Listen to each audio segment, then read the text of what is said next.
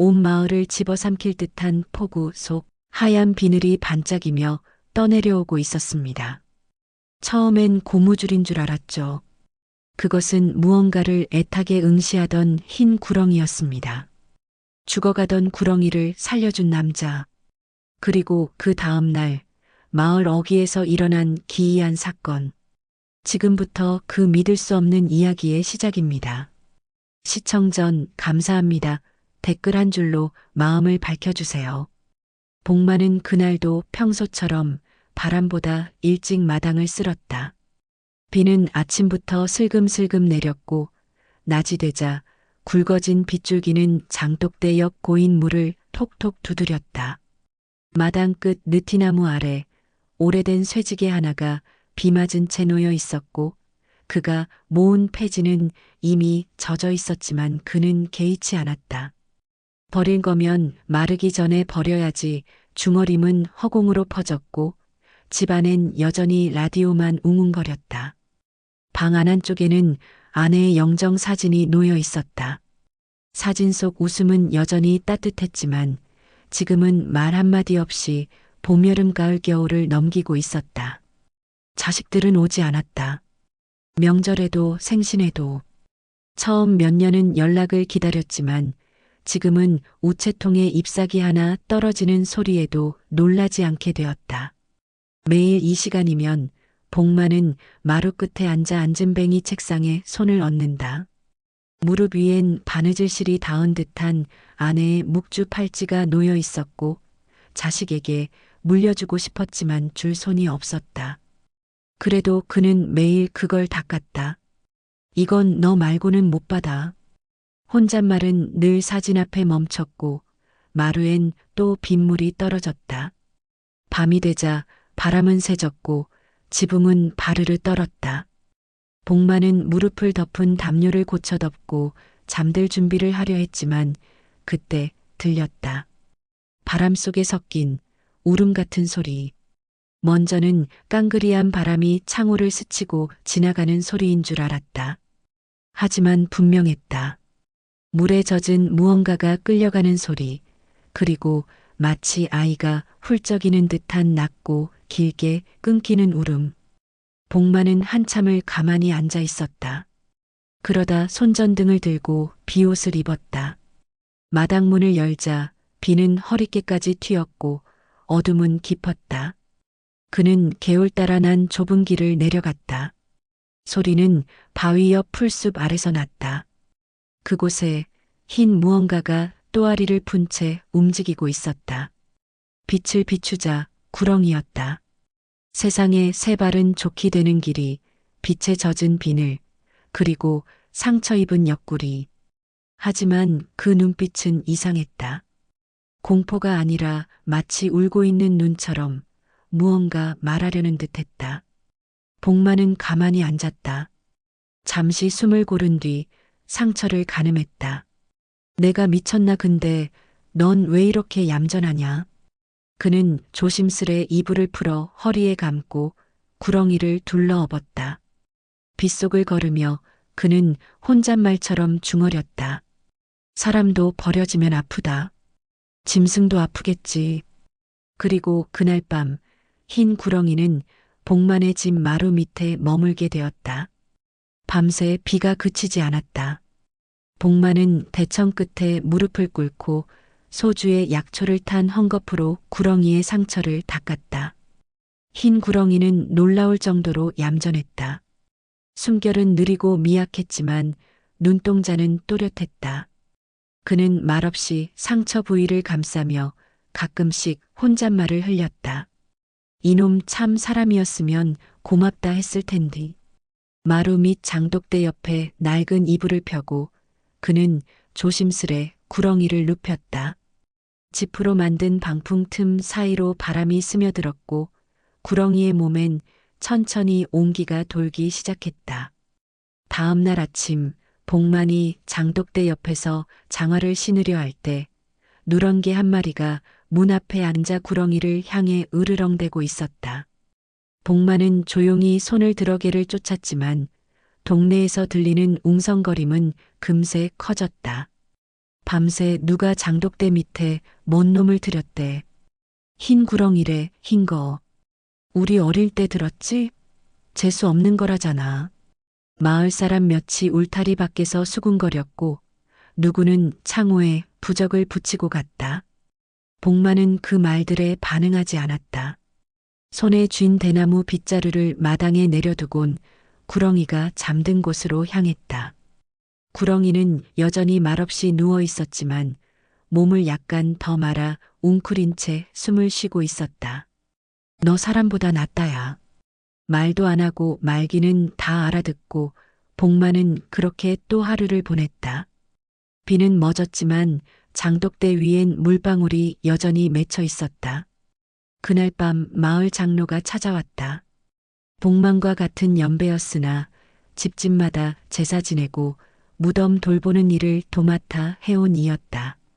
장로는 마루에 앉자마자 말없이 막걸리 한 사발을 받았다. 잠시 침묵이 흐른 뒤 그가 낮은 목소리로 말했다. 너 그놈 들였단 소문 나도 들었어. 혹시 기억나냐? 예전에 장독대 밑에 흰 게 기어들면 그 해엔 집안에 일이 났단 말. 복만은 대답하지 않았다. 장로는 더 낮게 말을 이었다. 옛 문헌에도 그런 말 있다. 집안 운명 앞서서 흰 것이 먼저 온다 근데 그것도 마음씨 좋은 사람한테만 찾아든다고 했지. 복만은 막걸리 사발을 비운 뒤 조용히 웃었다. 그게 재앙이든 복이든 지금 이놈은 나보다 먼저 온 손님이여. 거기까지야. 장로는 더 묻지 않았다. 둘은 그렇게 말없이 막걸리 한 주발을 더 비웠고 그날 밤 구렁이는 처음으로 몸을 들썩이며 자리를 옮겼다. 복만의 마루 밑 숨겨진 공간 깊숙이 그곳엔 오래전부터 누군가 숨겨놓은 듯한 낡은 목함 하나가 묻혀 있었다. 구렁이의 비늘 아래엔 아직 덜 마른 피가 남아 있었고 장독대 위엔 벌써부터 까치 2마리가 날아와 울고 있었다. 그날은 오랜만에 해가 났다. 마당 장독대 위엔 햇빛이 반사되었고 복만은 모처럼 마른 장화를 꺼내 신었다. 구렁이는 장독대 뒤 그늘 아래 고요히 몸을 웅크리고 있었고 마을 사람들의 수군거림도 잦아들 무렵이었다. 그런데 그날 오후 복만의 집 대문 앞에 검은 승합차 한 대가 멈춰섰다. 뿌연 먼지가 일었고 차에서 내린 건 낯설지 않은 얼굴 3명이었다. 아들 2, 딸 1. 한 명은 양복을 입었고 다른 한 명은 운동복 차림의 슬리퍼를 질질 끌었고 딸은 오랜만에 화장을 한 듯 어색한 미소를 지었다. 복만은 마당 끝에 서서 아무 말 없이 그들을 바라보았다. 아버지, 건강하시죠? 연락 안 되니까 걱정돼서요. 첫째가 가장 먼저 말을 붙였다. 복만은 대답하지 않았다. 자식들의 얼굴은 조금 마르고 조금 늙었지만 그 눈빛은 어린 시절과 크게 다르지 않았다. 애틋함보다는 계산이 깔린 눈빛. 마루에 들어와 앉은 셋은 제각각 말은 조심스레 꺼냈지만 결국 꺼낸 건 땅이었다. 최근 시에서 보낸 공문, 조상 명의로 남은 야산 일부가 수십억에 매입될 예정이라며 아버지 사인만 있으면 일사천리로 진행된다고 했다. 복만은 그 종이를 들여다보지도 않았다. 땅이 지금 갑자기 왜 중요하냐? 말은 그 한마디뿐이었다. 둘째는 벌컥 일어나 말했다. 아버지도 늙으셨고 병이라도 나면 우리가 알아서 해야지. 이참에 정리하자는 거예요. 막내딸은 억지로 복만의 손을 잡으며 말했다. 사인만 해주세요. 이건 저희가 다 정리할게요. 아버지는 편히 쉬세요. 복만은 손을 뿌리치지도 않았고 사인도 하지 않았다. 그저 마당 끝 장독대 쪽을 가만히 바라보았다. 그 방향은 구렁이가 숨어 있는 곳이기도 했다. 그날 밤 자식들은 집에 남았다. 함께 저녁을 먹고 싶은 척했지만 젓가락은 몇 번 들썩이다 말았고 냉장고 문만 몇 번 열렸다 닫혔다. 복만은 묵묵히 된장국에 밥을 말아 먹었다. 방에 불을 끄고 누운 자식들은 서로 다른 생각을 품고 있었다. 둘째는 조용히 핸드폰을 꺼내 누군가에게 전화를 걸었다. 아버지가 말을 안 들어. 계약서 가져올 테니까 밤에 좀 와봐. 전화건 상대의 목소리는 들리지 않았지만 그의 얼굴에선 꿍꿍이가 분명히 읽혔다. 복만은 방문 뒤편에서 그 통화를 듣고 있었지만 아무 말도 하지 않았다. 단지 오래전 벽에 걸어둔 아내의 사진을 내려다보며 소리 없이 한숨을 삼켰다. 그리고 마루 밑에 놓인 집더미 속에서 구렁이의 몸이 아주 조금 천천히 방향을 바꿨다. 그것은 기척도 없이 움직였지만 그 방향엔 묘하게 식은 기운이 서려 있었다. 새벽 3시가 조금 넘은 시각, 복만의 집 앞에 낯선 차량이 멈춰섰다. 검은 승합차 문이 열리자 몸집이 큰 남자 셋이 줄지어 내렸다. 한 명은 문신이 목덜미까지 올라왔고 다른 하나는 금리가 번쩍였다. 마지막 한 명은 건장한 체격에 고요한 눈빛을 가졌는데 오히려 그가 더 위협적으로 느껴졌다. 마당 대문은 열려 있었고 마치 누군가 일부러 그들을 기다린 듯한 풍경이었다. 둘째는 부엌에서 대기하고 있다가 문 밖 인기척에 조용히 나왔다. 그는 속삭이듯 말했다. 문제없이 사인만 받으면 돼요. 겁만 좀 주고 다치게는 말고요. 조폭 중 하나가 킥킥 웃었다. 늙은이 하나 말 안 듣는다고 우리까지 부르나 했더니 땅값이 수십억이라며. 둘째는 대답하지 않고 슬리퍼를 신고 안으로 들어섰다. 조폭들은 천천히 마루를 넘어와 복만이 자는 방 앞에 섰다. 문을 열고 들어가자 복만은 이미 깨어 있었다. 손엔 오래된 담요를 덮은 채 눈을 감은 모습이었지만 기척에 곧바로 눈을 떴다. 누구냐? 목소리는 낮았지만 단단했다. 조폭 하나가 종이를 내밀며 말했다. 이거 도장만 찍으시면 됩니다. 지금 말 잘 들으시면 손해볼 일은 없어요. 복만은 아무 말 없이 그 종이를 내려다보다가 고개를 저었다. 나는 줄 생각 없다. 짧은 말이었지만 공간 안의 공기가 싸늘하게 얼어붙었다. 조폭 하나가 벽에 기대 앉으며 주먹을 쥔 손을 일부러 복만의 앞에 내밀었다. 뼈가 튀어나온 손등엔 칼자국이 선명했다. 둘째는 안절부절 못하며 조폭을 말리려 했지만 이미 상황은 선을 넘고 있었다. 결국 조폭 하나가 복만의 방을 수색하듯 뒤지기 시작했고 장롱과 서랍에서 문서와 봉투를 마구 꺼냈다.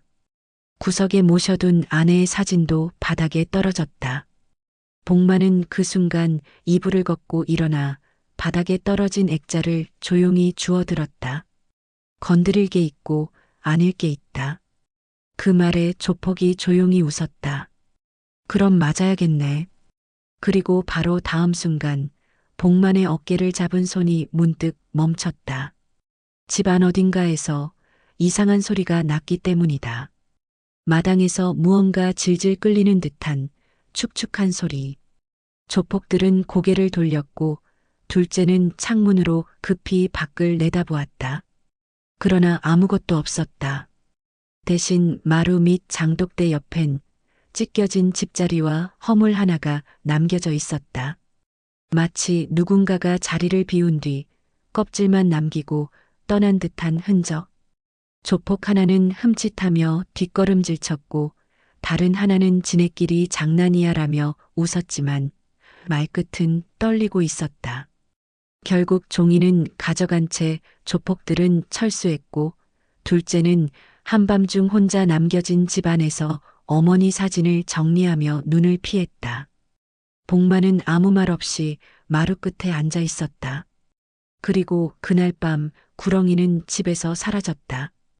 허물만이, 그것도 깨끗하게 벗겨진 껍질만이 마당에 남겨진 채. 이틀 뒤 마을에 경찰차가 떴다. 사람들은 아직도 잠에서 덜 깬 얼굴로 골목에 나와 웅성거렸다. 밤새 폭우가 쏟아졌고 새벽녘 근처 강둑 아래서 시신이 한 구 발견되었다는 소문이 돌았다. 더 기묘했던 건 그 시신이 며칠 전 복만의 집을 들쑤셨던 사내 중 하나라는 점이었다. 목엔 외상이 없었고 입안엔 진흙이 가득 차 있었다. 강물에 떠내려온 것으로 추정되지만 전문가들은 말이 없었다. 그날따라 까마귀 떼가 마을 하늘을 맴돌았고 할매들은 조용히 문설주에 부적을 붙였다. 다음 날 또 한 가지 이상한 일이 벌어졌다. 조폭 무리 중 둘째였던 남자가 갑자기 말을 잃었다는 소식이었다. 집에 혼자 있다가 쓰러졌고 병원에 실려갔지만 의사는 혀가 말려 들어갔다고 했다. 신경 손상도 중독도 아니라고 했지만 의학적으로 설명할 수 없는 상태라며 고개를 젓기만 했다. 복만의 둘째 아들은 그 소식을 들은 뒤 연락도 없이 잠적했다. 막내딸은 겁에 질려 밤마다 가위를 눌렸고 첫째 아들은 연신 부적과 염주를 찾았다. 동네 사람들은 조용히 입을 다물었지만 속으로는 다 알고 있었다. 그놈들 괜히 손댔다. 마을 장로는 아예 사흘 동안 절간에 들어가 기도를 올렸고 마을 입구엔 흰 천이 묶였다. 하지만 복만의 집 앞은 이상하리만치 고요했다. 장독대 위엔 며칠째 까치가 앉아 있었고 마루 밑엔 새끼 족제비 한 마리가 나타났다 사라지곤 했다. 복만은 아무 말도 하지 않았다. 조용히 지게에 젖은 폐지를 다시 모았고 고무장갑을 끼고 마당을 닦았다. 지나가던 마을 사람이 조심스레 물었다. 집엔 아직 그놈 있소? 복만은 고개를 저었다. 아니다. 그날 이후 안 보였지. 그리고는 그 뒤로 말을 잇지 않았다. 사실 그날 밤 구렁이가 남긴 허물 아래엔 작게 움푹 파인 흙 자국이 있었다. 마치 누군가 그 자리를 박차고 나간 듯한 흔적. 마을 뒤편 야산에선 누가 갈퀴로 긁은 듯한 길이 생겼고 뱀의 흔적이라기엔 너무 컸다. 경찰은 조폭의 익사사고를 단순 실족으로 정리하려 했지만 이상하게도 수사는 지지부진했고 현장을 다녀온 형사 한 명은 며칠 만에 지독한 두통으로 병가를 냈다. 마을 사람들은 어느새 복만을 피하기 시작했다.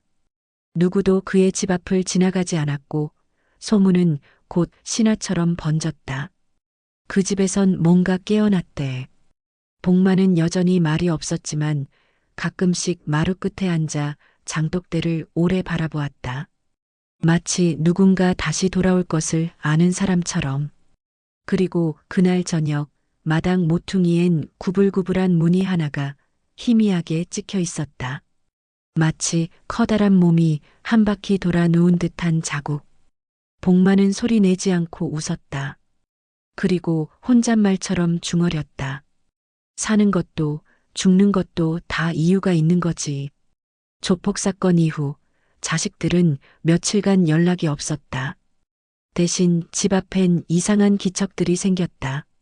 새벽마다 장독대 앞에 누군가 다녀간 흔적이 보였고 마당 돌계단엔 발자국도 없이 비틀린 잎사귀들이 놓여 있었다. 복만은 말하지 않았다. 그저 그날도 장화를 신고 마당을 후쳤고 장독대 위에 앉은 까치와 눈을 맞췄다. 오후가 되자 첫째 아들이 나타났다. 그 얼굴은 며칠 전과 달리 수척했고 말도 잘 붙이지 못했다. 그 뒤를 따라 막내딸과 둘째도 들어섰다. 둘째는 머리를 감지하는 채였고 딸은 울다 온 눈이었다. 셋은 마루 끝에 무릎을 꿇었다. 아무 말 없이 한참을 그러고 있었다. 결국 막내딸이 먼저 입을 열었다. 아버지 잘못했어요. 그때 우리가 진짜 미쳤었어요. 복만은 여전히 말이 없었다. 둘째가 이어 말했다. 도장 안 받으셔도 돼요. 그냥 그 땅 팔지 마세요. 우린 그럴 자격 없어요. 첫째도 덧붙였다. 우린 다 잃어도 돼요. 아버지만 용서해 주세요. 그 말에 복만은 천천히 고개를 들었다. 얼굴에는 분노도 없었고 슬픔도 없었다. 단지 오래전부터 알고 있었던 사실을 다시 확인하는 사람의 눈빛이었다. 그 순간 안채에서 어린 목소리가 들렸다. 할아버지, 다 했어요. 복만의 손자는 그날 책상 앞에서 혼자 공부하고 있었다. 마당에 쌓인 폐지를 정리하고 구석에 쓰러진 대야를 바로 세우고 장독대 주위를 조심스럽게 닦았다. 아무도 시킨 적 없었지만 그는 마치 매일 해오던 일처럼 자연스럽게 움직였다. 복만은 자리에서 일어나 안채에서 한 서류 봉투를 꺼내왔다. 자식들은 움찔했지만 그는 그것을 천천히 장독대 앞에 가져다 놓고 말했다. 이거는 니들이 아니라 저놈 앞으로 가는 거다. 봉투엔 땅 문서와 함께 재단 명의로 바꾼 기부증서가 들어 있었다. 복만은 손자의 이름으로 마을 장학회에 땅을 통째로 기부한 것이었다. 자식들은 충격을 받은 얼굴로 일어나지도 말도 잇지도 못했다. 복만은 담담하게 말했다. 니들한텐 아무것도 없다. 나는 내가 살아온 만큼만 남긴다. 그리고 손자를 향해 말했다. 너는 저기 장독대 그늘 매일 쓸어줘라. 그늘이 깨끗해야 좋은 게 다시 온다. 손자는 고개를 끄덕였고 봉투를 가슴에 안았다. 해는 기울고 자식들은 말없이 집을 떠났다. 마당을 나설 때 막내딸은 눈물을 닦으며 뒤를 돌아봤다. 그 순간 장독대 옆에 희미하게 번진 하얀 흔적 하나가 바람에 흩어졌다. 마치 무언가 다녀간 자리 같았다. 그리고 복만은 마루 끝에 앉아 아내의 사진을 바라보다가 조용히 중얼거렸다. 나는 남긴 게 없다. 다 돌려준 것뿐이다. 비가 다시 내리기 시작한 건 자식들이 집을 떠난 다음 날 저녁이었다. 이번엔 천둥도 번개도 없었다. 그저 조용한 가랑비였다. 장독대 위 항아리 뚜껑엔 물방울이 또르르 흘렀고 마당 돌계단 사이사이로 빗물이 고였다. 복만은 마루 끝에 앉아 있었다. 그의 앞엔 손자가 조심스레 쓴 마루 빗자루가 놓여 있었고 뒷마당 고목나무 아래에선 까치가 한참을 울고 있었다. 그날따라 장독대 주위를 감싸는 공기가 다르게 느껴졌다. 따뜻한 것도 아니고 차가운 것도 아니었지만 분명 어딘가 낯설었다. 복만은 천천히 장독대 쪽으로 걸어갔다. 빗물이 튀었고 그의 발자국이 진흙 위에 찍혔다. 그리고 장독대 앞 그가 멈췄다. 거기엔 아무것도 없었다. 단지 흙 위에 뚜렷하게 새겨진 흰색 무늬 하나가 남아 있었다. 구불구불한 곡선이 마치 몸을 말고 돌아 누운 것 같았다. 주변에 발자국은 없었다. 허물도 비늘도 집도 없었다. 단지 장독대에 비친 반사광이 그 무늬를 따라 깨어지듯 흐르고 있었다. 복만은 그 앞에 앉았다. 무릎이 젖는 것도 모르고 한참을 그렇게 앉아 있었다. 그리고 아주 작게 거의 들리지 않게 말했다. 고맙다 덕분에 잘 살았다. 마당 어디선가 미세한 흔들림이 있었다. 바람이 장독대 뚜껑을 슬며시 밀었고 고요한 소리가 울렸다. 손자는 조용히 복만 뒤에 와 서 있었다. 아무 말도 하지 않고 그저 할아버지의 어깨 너머로 그 무늬를 바라봤다. 이제 여긴 깨끗하게 지켜야 한다. 오래된 건 남겨두고 나쁜 건 못 들어오게 해야지. 복만의 말은 손자를 향했지만 어쩌면 그 존재에게 보내는 마지막 인사였을지도 몰랐다. 그날 밤 복만은 아내의 사진을 닫고 작은 소주잔 하나를 장독대 위에 올려두었다. 그 잔엔 술도 물도 담기지 않았다. 그냥 빈 잔이었다. 그리고 다음 날 장독대 앞에 남아있던 구렁이의 무늬는 사라져 있었다. 비가 그친 마당엔 새풀이 자라고 있었고 고목 아래엔 새끼까치가 날갯짓을 시작했다. 복만은 그 모든 것을 지켜보며 더는 말하지 않았다. 이제 말은 남은 이들의 몫이었다. 시간은 흘렀고 복만의 집엔 더 이상 방문객이 없었다. 자식들은 다시는 돌아오지 않았고 복만은 그들을 찾지도 않았다. 마을 사람들은 조심스레 그 집 앞을 지나다녔고 누군가는 여전히 그 집 장독대 쪽으로 절을 올리기도 했다. 이유는 묻지 않았다. 다만 모두가 알고 있었다. 그 집에는 한때 사람보다 깊은 눈을 가진 무언가가 살았다는 것을. 복만은 예전처럼 마당을 쓸었고 손자는 매일 장독대 옆을 돌며 그늘을 정리했다. 아이는 자라면서도 절대 그곳을 뛰어넘거나 발로 차지 않았다.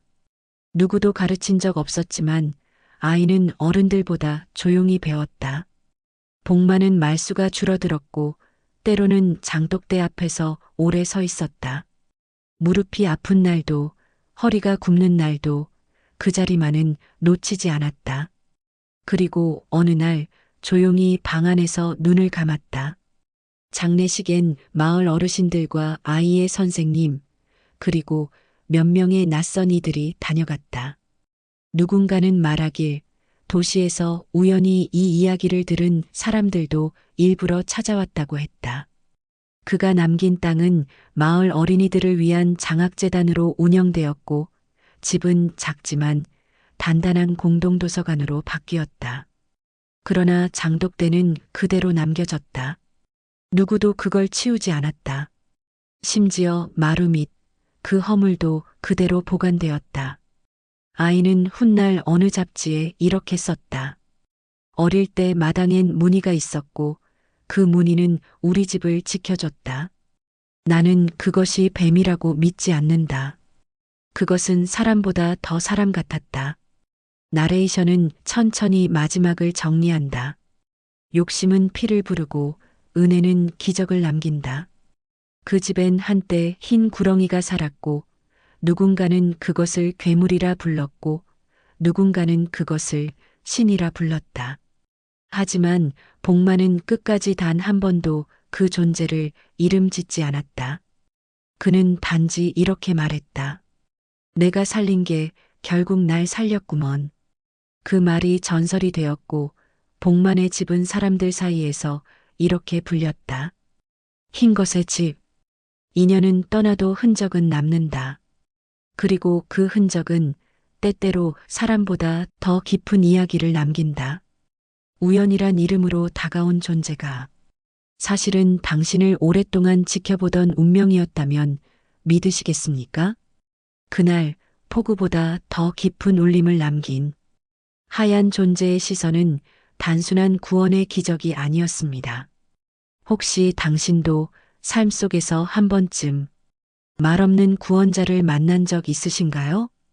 그 순간을 댓글로 나눠주세요. 그것이 다시 누군가의 기적이 될지도 모릅니다.